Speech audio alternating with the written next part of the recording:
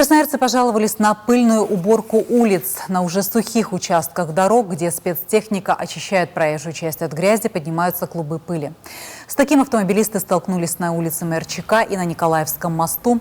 Сухой щеткой пыль разносится по дороге и летит на тротуары. В мэрии накануне показали экологичные пылесосы «Фанты», которые используют воду, засасывают весь мусор и не пылят. Но на дороге Красноярска вышли всего 5 таких машин, а за зиму на них высыпали больше 3000 КАМАЗов песка.